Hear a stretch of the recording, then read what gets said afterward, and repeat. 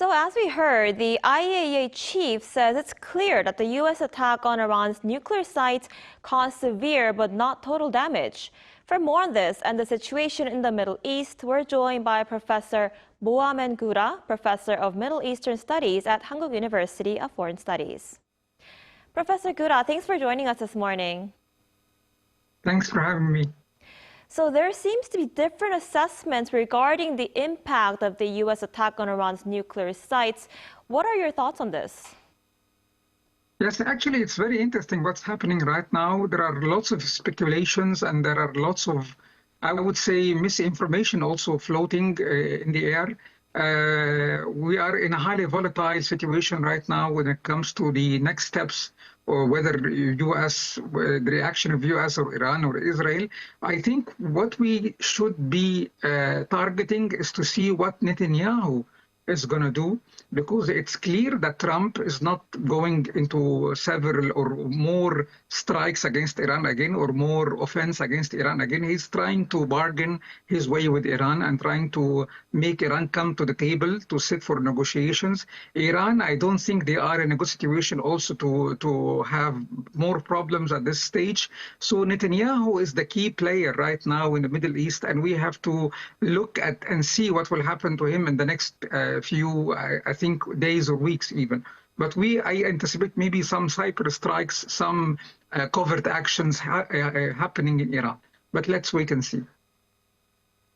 Right, so you just said we'll have to see what happens over the next few weeks. But do you think the ceasefire will continue to hold?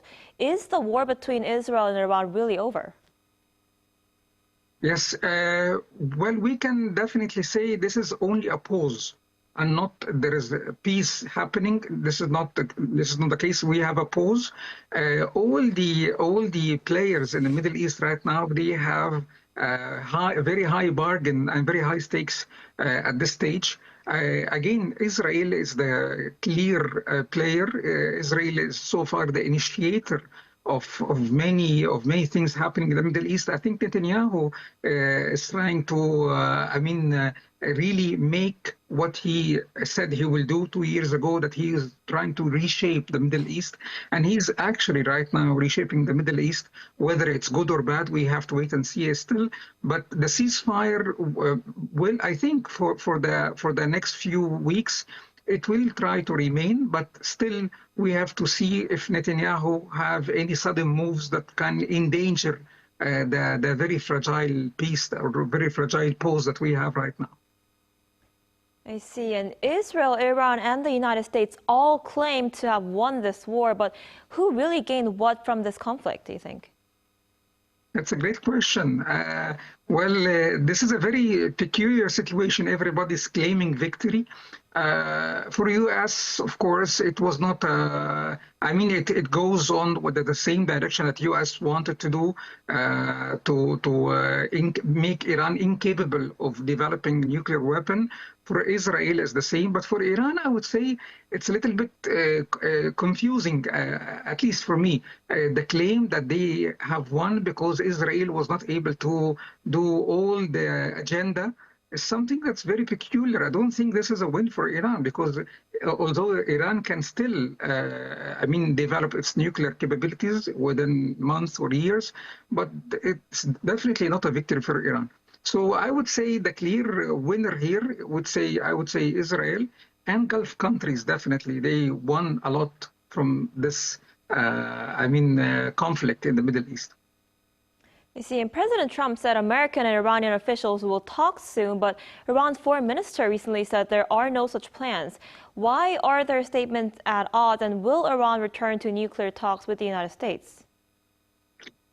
Well, there are two explanations here. The first explanation is that this is Trump's way. Trump is trying his best to, pressure Iran into sitting with him, into having a deal. This is what Trump is always thinking about making a deal. So this is a very good explanation. I think that Trump is trying to tell them, we're here, we're ready, let's try to make it again. However, it's hard because Trump himself, he was the one who decided not to remain at the nuclear deal that was happening at Obama's time. So it's maybe for Iran they have to think twice about this offer. And another way is to say to tell, or for Iran, is that Iran is doing actually some negotiations through some back channel doorway, like for instance, Oman mediated negotiations, but still up to now, it's not clear for the public. So we will know about it. I'm sure about this in the next few days or weeks, definitely.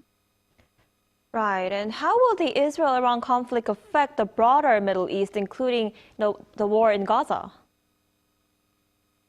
That's a great question. Of course, we have to wait and see. What's happening right now is that even when we talk about Iran and talk about its links in the Middle East, like Hezbollah and its arms in the Middle East, Hezbollah and Hamas and all of the links are now in a very weakened position. And we have seen in the last 3 days how Israel is now targeting top Hamas leaders. And Hamas capabilities is now in a very bad situation. So I think what will happen right now is that Hamas will try, rationally thinking, but of course, rational thinking in the Middle East might be something that's very hard to do. But rationally thinking is that Hamas will try its best to get a deal and to finish the situation that they are now facing, because they cannot continue with this situation right now. For Hezbollah, also, we have now some high stakes negotiations in Lebanon. U.S. is sending its envoy to Lebanon to have negotiations, and they are developing a step-by-step policy towards Lebanon. So I think we will have to wait with the Middle East and see what will happen in the next few days or weeks. But definitely something big is coming, definitely, by all means. Right, we'll have to see how it goes. All right, Professor Gouda, thank you so much for your insight today. We appreciate it. Thank you so much. Thank you.